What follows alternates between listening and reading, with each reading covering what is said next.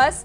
हालांकि हादसा कैसे हुआ है अब तक इस बात की जानकारी नहीं मिली है, लेकिन ये खबर आ रही है नेपाल में नदी में एक बस गिरी है। बताया जा रहा है कि उत्तर प्रदेश से ये नेपाल की तरफ जा रही थी जब नदी में ये बस गिरी है। नेपाल के पोखरा में यह हादसा हुआ है। भारतीयों से भरी बस नदी में गिर गई। हादसे के वक्त बस में 40 यात्री सवार थे। ये बस नेपाल के पोखरा से काठमांडू जा रही थी। ये बस उत्तर प्रदेश नंबर की बताई जा रही है। हालांकि कहां से चली थी, कितने यात्री अभी सवार थे, बहुत अधिक जानकारी नहीं लग पाई है, लेकिन एक्सक्लूसिव तस्वीरें इस वक्त हम आपको दिखा रहे हैं। इस वक्त नदी में पूरी तरह से उफान है। आप समझ सकते हैं पूरी की पूरी बस इस नदी में गिरी है। 40 यात्री इस बस में सवार थे। हादसे के वक्त बताया जा रहा है 40 यात्री बस में सवार थे। ये बस नेपाल के पोखरा से काठमांडू जा रही थी। ये बस उत्तर प्रदेश नंबर की बताई जा रही है। पोखरा के पास यह हादसा हुआ है कि पूरी की पूरी 40 लोगों से भरी बस पोखरा के पास एक नदी में गिर गई है। हालांकि अब तक ये समाचार नहीं मिल पाया है कि कितने लोगों को निकाला गया है, कितने लोग इसमें बह गए हैं, रेस्क्यू का काम पूरा हुआ है कि नहीं हुआ है। जल्द ही इस बात की जानकारी अपने दर्शकों को देंगे, लेकिन इस वक्त की बड़ी खबर हम आपको बता रहे हैं। नेपाल के पोखरा में भारतीयों से भरी बस नदी में गिर गई है। हादसे के वक्त बस में 40 यात्री सवार थे। यह बस नेपाल के पोखरा से काठमांडू जा रही थी। बताया जा रहा है कि यह बस उत्तर प्रदेश नंबर की थी। तो नदी में बस गिरी है। आप देख सकते हैं नदी में किस तरह से उफान है। इस वक्त बरसात का मौसम है। अगर नेपाल की बात की जाए तो इसकी ज्यादातर नदियां इस वक्त उफान पर रहती है और इस उफान के कारण कई बार बाढ़ की स्थिति उत्तर प्रदेश और बिहार में भी नेपाल की नदियों से होती है। और अब जब इसमें बस गिरी है तो बताया जा रहा है कि 40 लोग इसमें सवार थे। अब 40 लोगों का रेस्क्यू किया गया है। कैसे उनको निकाला गया है, क्या इस वक्त वहां पर जो लोग सवार थे बस में उनकी क्या तादाद रही है, इस बारे में जानकारी नहीं लग पाई है। लेकिन हम आपको दिखा रहे हैं मौसम बेहतर नहीं है। हादसा किस तरह से हुआ है जानकारी जैसे मिलती है अपने दर्शकों को देंगे। लेकिन बताया जा रहा है कि पोखरा के पास उत्तर प्रदेश नंबर की जो बस है वो गिरी है इस नदी में। बताया जा रहा है कि पोखरा में भारतीयों से भरी ये बस है। हादसे के वक्त 40 लोग करीब करीब सवार थे इस बस में। ये बस नेपाल के पोखरा से काठमांडू जा रही थी जब ये हादसा हुआ। ये तस्वीरें सामने आ रही है। इसमें आप देख रहे हैं कि किस तरह से लोग वहां पर जुटे हुए हैं। रेस्क्यू ऑपरेशन शायद वहां पर चलाया जा रहा है, लेकिन जिस तरह से नदी का बहाव है, जिस तरह से नदी का फ्लो है, उसमें लगता नहीं कि कुछ अच्छी खबर यहां से निकलकर सामने आएगी। लेकिन वहां पर इस वक्त रेस्क्यू का काम चल रहा है। कितने लोग इसमें बस में सवार थे, क्या तादाद थी, कहां से लोग जा रहे थे, किस तरह से ये हादसा हुआ, ये अभी जानकारी आना बाकी है। जैसे ही ये जानकारी आती है वैसे अपने दर्शकों को देंगे। लेकिन जो पहली तस्वीर इस वक्त सामने आ रही है, बातचीत करने के लिए राम गोपाल इस वक्त हमारे साथ जुड़ गए हैं। राम गोपाल, जरा ये बताइए कि जो खबर निकलकर सामने आ रही है कि उत्तर प्रदेश की एक बस थी जो नेपाल के पोखरा के पास दुर्घटनाग्रस्त हुई है, इस बारे में क्या जानकारी मिल रही है? बिल्कुल, ये बस टूरिस्ट बस थी और ये जो टूरिस्टों को लेकर वहां घूमने के लिए गई थी। पोखरा से ये काठमांडू दर्शन के लिए निकल रहे थे और वहां पे रास्ते में ही ये दुर्घटनाग्रस्त हो गई है। इस बस में करीब 35 से 40 लोग सवार बताए जा रहे हैं और हालांकि अभी ये प्रथम जानकारी है। इसमें और कितने लोग हैं और किस तरीके कहां से आए थे, ये अभी प्राथमिक जानकारी सामने नहीं आई है। कुछ देर में जो नेपाल का प्रशासन है वो पता लगाने की कोशिश कर रहा है कि आखिर ये लोग कहाँ से आए थे और कहाँ को जा रहे थे। अब प्रथम दृष्टया जो वहाँ पे है वहाँ पे राहत और बचाव कार्य चलाया जा रहा है और जल्द से जल्द जो लोग वहाँ पे घायल हैं उनको निकालने की कोशिश की जा रही है। जी, से ये हादसा हुआ अब तक कुछ पता चल पाया कितने लोग सवार थे राम गोपाल इस बस में? कुछ जानकारी मिल रही है कहां से ये लोग जा रहे थे और किस तरह से हादसा हुआ? बिल्कुल, ये अलग अलग जिलों से लोग गए थे, घूमने के लिए गए थे और इस बस में अभी तक जो जानकारी सामने आ रही है उसमें करीब 35 लोग सवार थे और वो 35 लोग काठमांडू जा रहे थे। वहाँ पे बाबा के दर्शन करने के लिए जा रहे थे और वहाँ दर्शन के बाद फिर ये अलग अलग वहाँ पे घूमने टहलने के लिए निकले हुए थे। अब चूंकि अभी तात्कालिक ये है, अभी पूरी जानकारी आई नहीं है। अभी वहाँ जो प्रशासन है वो ये लगा हुआ है कि किसी तरीके से इस पूरे मामले को रेस्क्यू किया जाए, इस पूरे मामले को जो घायल बचे हैं उनका इलाज बेहतर तरीके से किया जाए और जो यूपी नंबर की जो बस गई है इसके बारे में भी पता लगाने की कोशिश की जा रही है कि कहाँ से ये लोग सवारी बुक किए थे और कहाँ कहाँ के लोग इस पे बैठे हुए थे। जी राम गोपाल, क्या यूपी सरकार की तरफ से अभी तक कोई मदद पहुंचाई गई है? चूंकि ये दूसरे देश का मामला होता है, नेपाल दूसरा राष्ट्र है, तो हम सीधे प्रदेश सरकार इसमें कोई हस्तक्षेप नहीं कर सकती है। अगर हस्तक्षेप करनी भी होती है तो वो वाया दिल्ली दूतावास के थ्रू जाते हैं, तो वो एक प्रोसेस होता है, उस प्रोसेस के तहत है। लेकिन चूंकि यूपी का जो बॉर्डर है वो लंबा बॉर्डर नेपाल से सटा हुआ है, और अगर जरूरत होगी तो उत्तर प्रदेश सरकार के जो अधिकारी हैं, जो बॉर्डर के लगे हुए जिले हैं, चाहे वो महाराजगंज के जिले हो, सिद्धार्थनगर, श्रावस्ती, बलरामपुर, बहराइच, या ऐसे जितने भी ये सटे हुए जिले हैं, ये सभी एकदम सक्रिय हैं। और अगर सरकार के द्वारा दिशा निर्देश दिया जाएगा तो कुछ ही घंटों में ये लोग वहां पे पहुंच के राहत और बचाव कार्य चलाएंगे। लेकिन नेपाल का मामला है और भारत सरकार इस पूरे मामले को देखेगी। लेकिन तो नेपाल सरकार की तरफ से रामगोपाल क्या कोई रेस्क्यू ऑपरेशन की जानकारी मिल पा रही है कि क्या कुछ लोगों को निकाला गया है, कितने लोग अंदर फंसे हुए हैं, और जो अंदर थे बस में उनको लेकर किस तरह का अपडेट है? अभी ये प्राथमिक जानकारी है, अभी कोई विशेष इनपुट सामने नहीं आया है। अभी ये है कि बस दुर्घटनाग्रस्त हो गई है, और उसके बारे में जो वहाँ का नेपाल प्रशासन है, वो नेपाल प्रशासन लगा हुआ है, रेस्क्यू करने के लिए लगा हुआ है। उसकी जो प्रथम दिशा है कि उसको किसी तरीके से जो है जो घायल लोग हैं उनको बेहतर इलाज कराया जाए, और घायलों को इलाज के लिए वो अस्पताल पहुंचाने की वहाँ पे तैयारी तेज होगी। रामगोपाल, तस्वीरें जो सामने आई है, नदी तो उफान पर नजर आई रही है, इसके अलावा जो आसपास के रास्ते हैं वो भी कुछ ठीक नजर नहीं आ रहे हैं। हालांकि ये जांच का विषय है कि हादसा कैसे हुआ, लेकिन शुरुआती जांच में और ये तस्वीरों को देखकर लगता है कि रास्ता ठीक ना होने के चलते भी ये हादसा हो सकता है। बिल्कुल, चूंकि ये बरसात का मौसम चल रहा है और पहाड़ी क्षेत्रों में इस समय जो आवागमन की स्थिति होती है, वो आवागमन की स्थिति बहुत सही नहीं होती है, और इसीलिए जो जानकार हैं वो मना भी करते हैं कि पहाड़ी क्षेत्रों में इस समय अगर आप जा रहे हैं तो थोड़ा सा बचा के जाइए, क्योंकि जो रास्ते होते हैं वो तो क्षतिग्रस्त होते ही हैं, साथ ही जो पहाड़ है, पहाड़ भी टूट के गिर सकते हैं। तो उसको लेकर भी जो है वहाँ पे की जाती है। क्योंकि ये जो भारतीय बस थी ये नेपाल के तनहुल जिले में है, और ये जो नदी है, इस नदी का नाम है मार्सयांडी नदी है, और ये बस जो है यूपी FT 7623 नंबर प्लेट अभी लगा हुआ है। किस जिले की थोड़े अभी इसकी जानकारी की जा रही है, और वहाँ अधिकारियों का ये साफ कहना है कि ये काठमांडू जा रही थी, काठमांडू पोखरा से काठमांडू जा रही थी। तो अब पता किया जा रहा है कि इसमें कौन से लोग थे, कहाँ थे। करीब 40 लोग इसमें सवार थे, और ये जो है वहाँ की नदी में गिरी हुई है। ठीक है रामगोपाल, अखिलेश भी हमारे साथ में जुड़ गए हैं, अखिलेश से अपडेट ले लेते हैं। अखिलेश, जो तस्वीरें सामने आई है, 40 यात्री सवार थे, बस नदी में गिर गई है, अभी क्या अपडेट मिल पा रही है इस हादसे को लेकर? देखिए, दुखद घटना है, और घटना जैसे ही न्यूज़ 18 ने फ्लैश की है उसके तुरंत बाद बहराइच, जो नेपाल से सटा जिला बहराइच है, उसके वहाँ के अधिकारी, मेरी भाई DM मोनिका रानी जी से बात हुई, उन्होंने कहा कि मैं देख ही रही थी और मैंने एक टीम गठित की है कि ये बस का पता लगाया जाए और बहराइच के अगर यात्री है तो उनको आइडेंटिफाई किया जाए। एक जांच समिति DM ने गठित की है और वो लोग पता लगाने में कोशिश लगे हुए हैं। हालांकि अभी कहा है थोड़ी देर उन्होंने समय मांगा है, तो जांच टीम लगी हुई है और ये दुखद हादसा है। DM ने भी शोक संवेदना व्यक्त की है और उन्होंने टीम गठित की है। जैसे कुछ अपडेट होता है तो न्यूज़ 18 के दर्शकों को जरूर ही अपडेट करेंगे। अखिलेश, क्या कांटेक्ट करने की कोशिश, इसके अलावा क्या कोई भारत की तरफ से भी मदद पहुंचाई जा सकती है?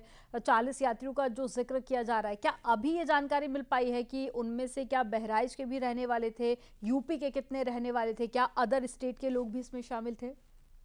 देखिए, नेपाल का जो बॉर्डर है वो बहराइच, बलरामपुर, श्रावस्ती, ये जो गोरखपुर, ये जो क्षेत्र है ये पूरा सटा हुआ है और बॉर्डर खुली हुई है।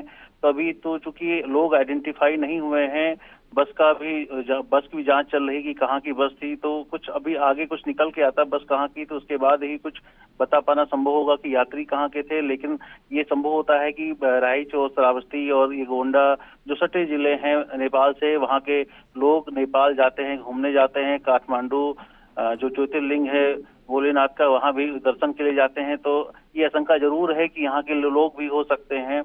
तो अभी जांच की जा रही है। दुर्घटना के बाद टीम गठित हुई है और थोड़ी देर में जैसे ही अपडेट आता है तो न्यूज़ 18 के दर्शकों को बिल्कुल ही अपडेट किया जाएगा।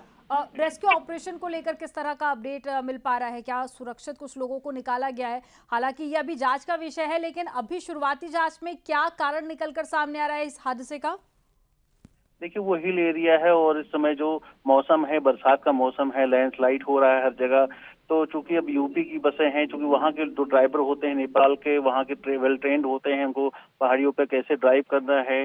लेकिन जो यहाँ के लोग जाते हैं तो अब चूंकि वो पहाड़, यहाँ का जो पठारी क्षेत्र है, लेकिन वहाँ हिल एरिया है, लैंडस्लाइड भी हो रहा है, लगातार नेपाल में बरसात भी हो रही है। तो दुर्घटना किस वजह से हुई है ये तो जांच का विषय है। और नेपाल चूंकि दूसरा देश है तो डायरेक्टली तौर पे वहाँ किसी का रेस्क्यू के लिए जाना संभव नहीं होगा, चूंकि दूसरा देश है। जो भी होगा दूतावास के थ्रू ही होगा। तो हालांकि नेपाल प्रशासन लगा हुआ है, कुछ अपडेट मिल नहीं कि रेस्क्यू अभियान वहाँ चल रहा है, लेकिन जैसे ही कुछ अपडेट आधिकारिक तौर पे मिलता है तो जरूर अपडेट करेंगे। लेकिन सोर्सेज के हवाले से कोई अभी तक अपडेट मिल पाया हो? हालांकि ऑफिशियली अनाउंसमेंट में हो सकता है कि थोड़ा इंतजार हमको और करना पड़े, लेकिन क्या सूत्रों के हवाले से कोई अपडेट मिल पा रही है? देखिए ये आशंका तो जाहिर सी बात है, जब खुला क्षेत्र है और लोग यहाँ से लोग घूमने भी जाते हैं, दर्शन के लिए जाते हैं, तो जाहिर सी बात है कि इस क्षेत्र के लोग हो सकते हैं। यूपी का नंबर था गाड़ी का, तो अब चूंकि जांच चल रही है, लेकिन अब आइडेंटिफाई जब तक नहीं हो पाते तब तक आधिकारिक तौर पर अधिकारी भी नहीं कहते हैं कि यहाँ के लोग हैं। लेकिन जांच चल रही, जैसे कुछ अपडेट होता है चंद मिनटों में आपको बिल्कुल अपडेट करेंगे दर्शकों को। लेकिन अखिलेश, रास्तों को लेकर पहले से ही जानकारी सामने आ रही थी। मौसम खराब चल रहा है, ऐसे में कई जगह पर भूस्खलन हो रहा है, नदियां भी उफान पर है। जहां जहां पर भी खतरा ज्यादा बढ़ जाता है वहां पर अलर्ट जारी कर दिया जाता है या फिर रोक दिया जाता है रास्ते को। क्या कोई ऐसे इंतजाम या कोई अलर्ट इस रास्ते पर नहीं था पहले से? ऐसा है कि नेपाल, चूंकि नेपाल की राजधानी काठमांडू हो, काठमांडू जाने के लिए रास्ते, क्योंकि सब पूरा दुर्गम एरिया है, पहाड़ी क्षेत्र है, हाईवे है, लेकिन होता कहीं है कि कभी ऐसा भूस्खलन हो गया, लैंडस्लाइड हो गई, बरसात हो रहा है, तो जारी रहता है, उनका अपना प्रोटोकॉल रहता है। लेकिन उसके बावजूद भी कभी ऐसा होता है कि कहीं चूक हो जाती है, तो चूक की वजह से ऐसी घटनाएं हो जाती हैं। अभी जांच का विषय है कि किस वजह से घटना हुई है, क्या रहा है, अभी जांच का विषय है, जांच चल रही है। रामगोपाल भी हमारे साथ में जुड़े हुए हैं, एक बार रामगोपाल का रुख कर लेते हैं। रामगोपाल, जो तस्वीरें सामने आ रही हैं, 40 यात्री इसमें सवार थे और ऐसे में एक बड़ा हादसा हुआ है, तो चिंता जरूर बनी हुई है कि इतने लोग सवार थे, क्या वो लोग सुरक्षित हैं या उनका रेस्क्यू ऑपरेशन कर लिया गया है? ऑफिशियल तौर पर हमें थोड़ा इंतजार और करना होगा जानकारी के लिए, लेकिन क्या सोर्सेज के हवाले से कोई जानकारी मिल पा रही है कि रेस्क्यू ऑपरेशन क्या पूरा हो चुका है? क्या लोगों को सुरक्षित बाहर निकाल लिया गया है? बिल्कुल, अभी हम लोग इस पे लगे हुए हैं और अभी जो है, जो जानकारी मिल रही है उसके अनुसार मारियाण्डी नदी है, उसमें गिरी हुई है बस और 40 यात्री इसमें सवार थे। तो 40 जो लोग थे उनको रेस्क्यू ऑपरेशन उनका चलाया जा रहा है और लगातार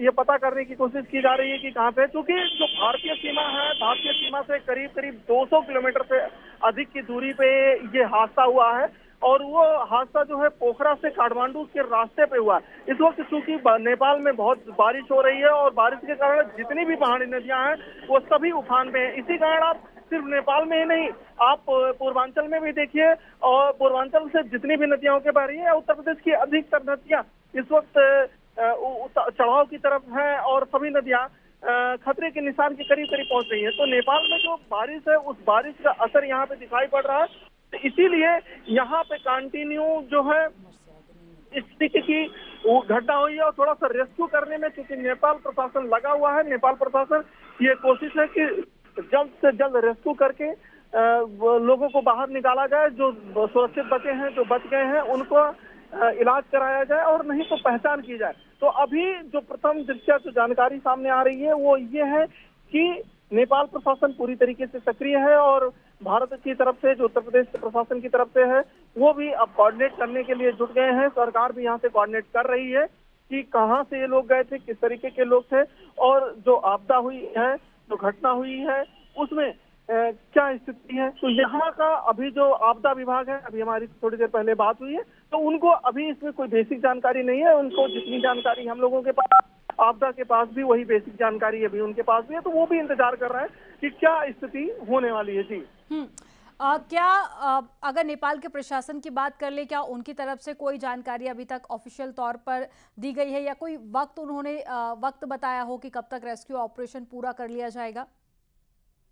बिल्कुल, अभी जितने भी हमारे यहाँ से भारतीय लोगों से बात हो रही है, जो भारतीय प्रशासन के लोग हैं, जो आपदा से जुड़े हुए लोग हैं, अगर उनसे हमारी जो बात हुई है, उनके पास में अभी प्रथम दृष्टया जो जानकारी है वो यही है कि ये हादसा हुआ है और ऐसे ये घटनाक्रम हुआ है, लेकिन इससे अधिक अभी वो बता नहीं पा रहे हैं। नेपाल सरकार के द्वारा अभी कुछ इस पे जारी नहीं किया गया है। नेपाल प्रशासन भी लगा हुआ, और क्योंकि ये नेपाल आप ये समझिए, एक बड़ी खबर मिल रही है, नेपाल हादसे में 14 लोगों की मौत हो गई है, 10 से ज्यादा लोग घायल बताए जा रहे हैं और 16 लोग तकरीबन घायल बताए जा रहे हैं। एक बड़ी खबर आपको बता रहे हैं, 10 से ज्यादा शव नदी से बाहर निकाल लिए गए हैं।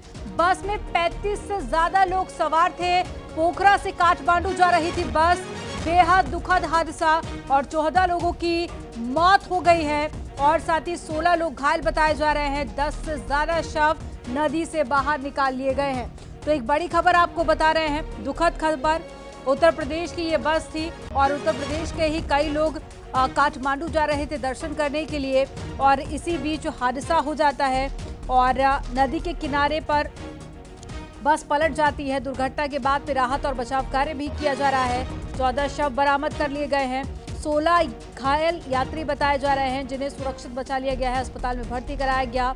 और साथ ही पोखरा के मझेरी रिजॉर्ट में ठहरे भारतीय यात्रियों को लेकर काठमांडू की ओर ये बस रवाना हुई थी। हादसे के समय बस में भारतीय यात्री सवार थे। तस्वीरें आपको दिखा रहे हैं, ये ठीक उसके बाद की तस्वीरें हैं जब रेस्क्यू ऑपरेशन, और ये रेस्क्यू ऑपरेशन की तस्वीरें भी सामने आ गई हैं। रेस्क्यू ऑपरेशन किया गया उस वक्त की तस्वीरें। 16 लोगों को सुरक्षित निकाल लिया गया है, हालांकि इनमें कुछ लोग ऐसे हैं जो घायल हैं। 14 लोगों की मौत हो गई है और 10 से ज्यादा शवों को नदी से बाहर निकाल लिया गया। आप ये तस्वीरें देखिए, नदी अपने पूरे उफान पर थी और क्योंकि बरसात काफी ज्यादा हो रही है और इसीलिए बचने के जो चांसेस थे वो काफी ज्यादा कम थे। 14 लोग जिनकी मौत हो गई है और तकरीबन 16 लोग हैं जिनको सुरक्षित बाहर निकाल लिया गया है, क्योंकि 40 यात्री सवार होने की जानकारी शुरुआत में सामने आई थी और प्रशासन ने घटना को गंभीरता से लेते हुए जो पहली कोशिश यही थी कि सभी को सुरक्षित निकाल लिया जाए, लेकिन 14 लोगों की मौत हो गई है और ऐसे में तस्वीरें आपको एक्सक्लूसिव दिखा रहे हैं। और साथ ही नेपाल प्रशासन की तरफ से ये कहा गया है कि गहराई से जांच की जाएगी और साथ ही भारत सरकार की तरफ से भी ये जानकारी दी गई है और कहा गया है कि प्रभावित परिवारों को हर संभव सहायता प्रदान की जाएगी। तो तस्वीरें आपके सामने हैं, नेपाल के काठमांडू जा रही थी ये बस जो नदी में गिर गई और 14 लोगों की मौत हो गई है। 40 लोग इसमें सवार थे, 16 लोग जिनको बाहर निकाल लिया गया, हालांकि इनमें भी कुछ ऐसे हैं जिनको चोटें आई हैं, घायल हुए हैं, उनको अस्पताल में भर्ती कराया गया है। तो तस्वीरें आपके सामने हैं और अब इन शवों को उत्तर प्रदेश भेजा जाएगा। हालांकि पहचान की जा रही है कौन कहां का रहने वाला है और उत्तर प्रदेश की ये बस थी। तो जो जानकारी मिल पाई है, जो संभावनाएं ज़्यादा हैं कि उत्तर प्रदेश के ही ज़्यादातर लोग इसमें सवार थे। तो नेपाल पुलिस की तरफ से इस घटना की पुष्टि की गई थी और साथ ही उन्होंने ये जानकारी दी थी कि 7623 यूपी नंबर की ये बस नदी में गिर गई है। अखिलेश हमारे साथ में जुड़े हुए हैं। अखिलेश, बेहद दुखद खबर, 14 लोगों की मौत हो गई है, 16 लोगों को सुरक्षित बचा लिया गया है, लेकिन उनमें भी कुछ ऐसे हैं जो घायल हैं। देखिए, बिल्कुल बेहद दुखद खबर है और खबर नेपाल से ही है, लेकिन अब चूंकि घटना हुई है और लोग इंजर्ड हैं, उनको रेस्क्यू किया जा रहा है और इस पे लगातार अपडेट, क्योंकि अब यूपी की बस है तो जो आसपास के जिले हैं, जो बॉर्डर से सटे जिले हैं, वहाँ के डीएम लगातार जहाँ इसमें लगे हुए हैं कि बस किस जिले की थी और लोग कहाँ के थे, लोगों को आइडेंटिफाई करने का काम शुरू है, लेकिन अभी कुछ अपडेट आया नहीं है। लेकिन नेपाल से जो खबर आ रही, दुखद खबर की 14 लोगों की मौत हो गई है। तो लोग जो जिले नेपाल से सटे हुए हैं, वहाँ के प्रशासन वहाँ का जुटा हुआ है कि लोग कहाँ के हैं, बस कहाँ की थी, इसकी जानकारी जुटाई जा रही है। लेकिन अखिलेश, जैसी संभावना बन पा रही है, हम इसी का जिक्र कर रहे थे कि नदी पूरे उफान पर है और जिस तरह से ऊपर से बस गिरती है, ऐसे में बचने के चांसेस बहुत कम रह जाते हैं। ठीक बाद में वही खबर आई कि 14 लोगों की मौत हो गई है, शव भी बरामद कर लिए गए हैं। अब ऐसे में उत्तर प्रदेश की ये बस थी और साथ ही उत्तर प्रदेश के रिजॉर्ट में ही कई लोग ठहरे हुए थे, तो संभावना यही बनती कि ज़्यादातर जो लोग थे वो यूपी के ही रहने वाले हो सकते हैं या फिर आसपास के ही कुछ इलाकों के। देखिए, ज्यादातर लोग यूपी के ही होंगे और यूपी के लोग ज्यादातर काठमांडू जाते हैं और वहाँ पे जो शिवलिंग है, जो ज्योतिर्लिंग है भोलेनाथ का, वहाँ दर्शन के लिए जाते हैं। तो एक स्टे, जब यहाँ से फौरी तौर पे यूपी से लोग जाते हैं तो पोखरा में एक स्टे उनका होता है, चूंकि लंबा रूट है, पहाड़ी दुर्गम क्षेत्र है, तो वहाँ स्टे होता है। उसके बाद उस फर्स्ट स्टे के बाद वो सेकंड उस पे पहुंचते हैं, काठमांडू पहुंचते हैं। तो ये उसी से संभावना जताई जा रही है कि यूपी की लोग ही होंगे इसमें, चूंकि ये पोखरा के रिजॉर्ट में रुके थे, उसके बाद वहां से निकले थे। तो लोग इसी वजह से अभी जो नेपाल से सटे जिले हैं वहां का प्रशासन अलर्ट है कि कहाँ के लोग थे, कहाँ के किस तरीके से लोग गए थे, क्या था, परमिट से क्या था। तो अभी आइडेंटिफाई का काम चल रहा है, जिला प्रशासन आइडेंटिफाई कर रहा है। और चूंकि इस बरसात का मौसम भी है तो नदियां सब उफान पे हैं। पिछले अगर बहराइच की बात करें, लखीमपुर सटा जिला है, तो यहाँ पे पिछले 15 दिनों से लगातार रुक रुक के बारिश हो रही है। और कल जो बहराइच की नदियों की बात की, बहराइच में भी कल जो है नदी खतरे के निशान से 10 सेंटीमीटर ऊपर बह रही थी, घाघरा। तो अब चूंकि बरसात नेपाल में हो रही, जो वहीं से पानी आ रहा है, तो जो रास्ता होता है वो मोइस्चर भरा होता है। ऐसे में बड़ी सावधानी से ड्राइव करने वाला होता है, लेकिन कहीं चूक हुई है। और इसकी ये तो जांच का विषय कैसे दुर्घटना हुई है। लेकिन अब दुर्घटना चूंकि हुई है तो उसके बाद का जो कार्यक्रम है, नेपाल में रेस्क्यू चल रहा है। और अब यहाँ के जो सटे जिले हैं वहाँ के जो जिला प्रशासन है वो आइडेंटिफाई करने में लगा हुआ कि बस कहाँ की थी, लोग कहाँ के थे। तो ये काम अभी चल रहा है, अभी जानकारी जुटाई जा रही है। जी अखिलेश, क्या ये जानकारी मिल पाई है कि इन 14 लोगों में कितने महिला, कितने पुरुष, क्या कोई बच्चा भी इसमें शामिल था जिन लोगों की मौत हो गई है? देखिए, ऐसा ना अभी रेस्क्यू चल रहा है, तभी अभी क्लियर नहीं हुआ। अभी हो सकता है कि मौत का आंकड़ा और भी बढ़े, घायलों का आंकड़ा और भी बढ़े। तो चूंकि बहाव है नदी में, नदी इस समय चूंकि फुल चल रही है, बरसात हो रही पहाड़ी क्षेत्रों में, इसकी वजह से अभी आंकड़ा बढ़ने की और गुंजाइश है कि बढ़ सकता है आंकड़ा। उसके बाद ऑफिशियली तौर पर जारी होगा तो उसके बाद ही क्लियर हो पाएगा कितने बच्चे थे, महिलाएं थी, पुरुष थे, शामिल थे और कहाँ के लोग थे, ये सब। जी ठीक, तो कुछ देर बाद हो सकता है ऑफिशियली तौर पर भी इसकी जानकारी दी जाए कि कितने लोग थे टोटल। राम गोपाल का रुख कर लेते हैं। राम गोपाल, क्या कोई हेल्पलाइन नंबर भारत सरकार की तरफ से जारी किया गया है? क्योंकि एक तरफ अब पहचान भी करनी है शवों की, वहीं जिनके अपने इस बस में सवार थे उनकी भी टेंशन कहीं ना कहीं बढ़ जाती है, शोक की लहर वहां भी होगी। तो क्या भारत सरकार की तरफ से कोई अभी तक हेल्पलाइन नंबर जारी किया गया, या भारत यूपी सरकार की अगर बात कर ले तो क्या कोई मदद अभी तक पहुंचाई गई? नहीं, अभी तो तात्कालिक जानकारी यह है कि अभी उत्तर प्रदेश सरकार भी लगातार संपर्क में बनी हुई है। और जो बॉर्डर के जिले हैं, खास करके महाराजगंज के जिले हैं, वहां पे अधिकारियों की टीम सनौली पे से नजर बनाई हुई है। जैसे ही दिशा निर्देश मिलेगा ये टीम तुरंत रवाना हो जाएगी नेपाल के लिए। क्योंकि सनौली बॉर्डर जो है सबसे बड़ा बॉर्डर इस इलाके का माना जाता है और यहीं से जो लोग होते हैं वो अधिकतर नेपाल सफर के लिए यहीं से निकलते हैं। तो यहाँ से जाने वाले अब वहाँ की तैयारी ये लगी हुई है। अब हालांकि जो बस है उस बस पे हुआ है, नंबर अभी नहीं पा रहा है। नंबर उसमें UPFT 7623 नंबर बस की पता चल रही है। लेकिन महाराजगंज का जो जिला प्रशासन है वो जिला प्रशासन भी इस वक्त तैयार बैठा हुआ है।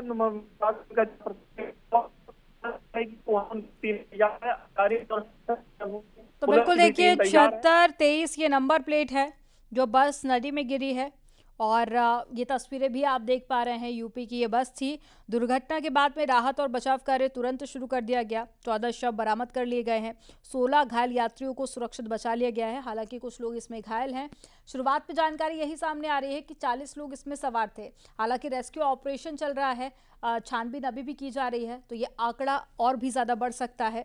बस पोखरा के मझेरी रिजॉर्ट में ठहरे भारतीय यात्रियों को लेकर काठमांडू की ओर जा रही थी और वहां भगवान भोलेनाथ के दर्शन करने के लिए श्रद्धालु जा रहे थे। और इसी बीच देखिए, हालांकि ये जांच का विषय है कि यह हादसा कैसे हुआ, लेकिन ये तस्वीरें अपने आप में कई कारण बयां कर रही है। एक तरफ आप देखिए कि नदी पूरे उफान पर है, वहीं दूसरी तरफ जो रास्ता है वो भी काफ़ी ठीक नज़र नहीं आ रहा है, क्योंकि बारिश भी हो रही है, बरसात का मौसम है, रास्ता ठीक नहीं है। ये रेस्क्यू ऑपरेशन की तस्वीरें आप देखिए। ये रेस्क्यू ऑपरेशन जब किया गया और बस में से उन यात्रियों को बाहर निकाला गया और 14 शव इस बस में से बरामद किए गए हैं। अखिलेश हमारे साथ में जुड़े हुए हैं। अखिलेश, और क्या अपडेट मिल पा रही है? देखिए, रेस्क्यू अभियान अभी चल रहा है, लेकिन अब चूंकि नदी में उफान है जिसकी वजह से थोड़ी कठिनाई जरूर आ रही है नेपाल पुलिस को, लेकिन उसके बावजूद भी जो इंडिया के लोग हैं वो रेस्क्यू के अभियान में जुड़ने के लिए चूंकि संपर्क में है, और बहराइच में चूंकि सटा जिला है तो यहाँ के लोग भी चूंकि आइडेंटिफाई करने के लिए ARTO और सहित कई अधिकारी की टीम बनाई गई है कि आइडेंटिफाई किया जाए बस कहाँ की थी और कहाँ के लोग थे। तो अभी पुख्ता तौर पे यही जानकारी है, लेकिन अभी आधिकारिक तौर पे कोई जानकारी नहीं मिली प्रशासन की तरफ से, तो कहना ठीक नहीं होगा। लेकिन अभी जो ये है कि जो सटे जिले हैं वहाँ का जिला प्रशासन अलर्ट पर है और ये आइडेंटिफाई करने की कोशिश की जा रही कि बस कहाँ के थी, लोग कहाँ के थे। उसके बाद ही कुछ आधिकारिक तौर पर जानकारी आएगी, फिर जानकारी साझा की जाएगी। जी, यानी कि थोड़ा इंतजार और करना होगा। और अभी जो सोर्सेज के हवाले से जानकारी मिल रही है, हालांकि ऑफिशियल तौर पर थोड़ी देर में जानकारी और दी जा सकती है यूपी सरकार की तरफ से, नेपाल सरकार की तरफ से। और अभी जो जानकारी सामने आ रही है, कमिश्नर का कहना है कि नेपाल प्रशासन से संपर्क करने की कोशिश की गई है, संपर्क कर रहे हैं नेपाल सरकार से भी। और ऐसे में बस हादसे पर यूपी के रिलीफ कमिश्नर ने ये कहा है कि संपर्क कर रहे हैं और 14 शव जो कि अभी बरामद कर लिए गए हैं और सभी को बाहर निकाल लिया गया है। हालांकि छानबीन अभी भी की जा रही है, वहां पर कुछ और भी लोग वहां पर हो सकते हैं, ऐसी उम्मीद भी जताई जा रही है। और रेस्क्यू ऑपरेशन अभी भी किया जा रहा है।